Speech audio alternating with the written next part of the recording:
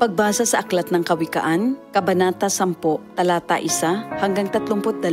Ang mga kawikaan ni Solomon. Ang matalinong anak ay ligaya ng magulang, ngunit tinik sa dibdib ang anak na mangmang. Ang yamang buhat sa masama ay di papakinabangan, ngunit ang katuwiran ay maglalayo sa kamatayan. Ang matuwid ay binibigyan ni Yahweh ng kasiyahan, ngunit ang masamay kanyang ginugutom naman. Ang kamay na tamad ay tiyak na magdarahop, ngunit magbubunto ng yaman ang kamay na masinop. Ang nag-iimbak kong tagaraw ay nagpapakilala ng katalinuhan, ngunit ang natutulog kong anihan ay nag-iipon ng kahihiyan. Ang matuwid ay mag-aani ng pagpapalat kabutihan, ngunit ang bibig ng masama ay nagtatakip ng karahasan. Ang alaala ng matuwid mananatili kailanman, ngunit pangalan ng masamay tiyak na mapaparam. Magandang payo ay tinatanggap ng pusong may pangunawa, ngunit kapahamakan ang wakas ng mangmang na masalita. Ang namumuhay ng tapat ay pinaghaharian ng kapayapaan, ngunit ang may likong landas ay malalantad balang araw. Ang malilikot na mata ay lagi sa kaguluhan, at ang bibig na maluwang hahantong sa kapahamakan. Ang bibig ng matuwid ay bukal ng buhay, ngunit labi ng masama ay nagtatakip ng karahasan. Sa hari-saring kaguluhan ang bunga ng kapuotan, ngunit ang pag-ibig ay pumapawi sa lahat ng kasalanan. Sa labi ng may unawa matatagpuan ang karunungan, ngunit sa likod ng isang mangmang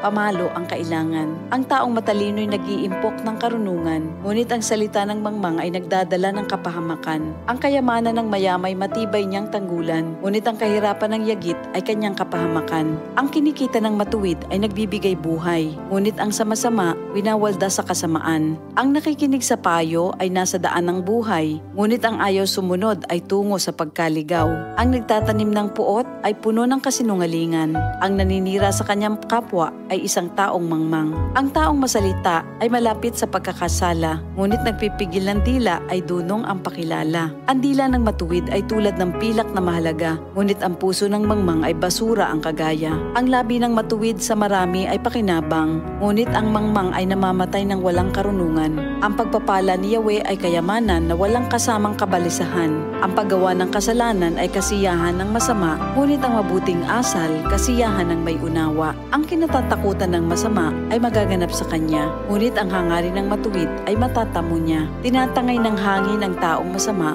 ngunit ang matuwid ay gusaling di magiba. Kung paanong ang usok ay nakakaluha, ang suka ay nakakangilo, gayon ang tamad na alipin sa kanilang mga amo. Ang paggalang at pagsunod kay Yahweh ay nagpapahaba ng buhay, ngunit ang mga araw ng masama ay hindi magtatagal. Ang pag-asa ng matuwid ay may magandang kahinatnan, ngunit ang pag-asa ng masama ang dulot ay kabiguan. Si Yahweh ay kanlungan ng mga taong matuwid, ngunit kaaway sila ng taong masama ang hilig. Ang matuwid ay mananatili sa kanyang dako, ngunit ang masama kung saan-saan matutungo. Ang salita ng matuwid ay nagpapakilala ng karunungan, ngunit ang dilang sinungaling ay puputuli naman.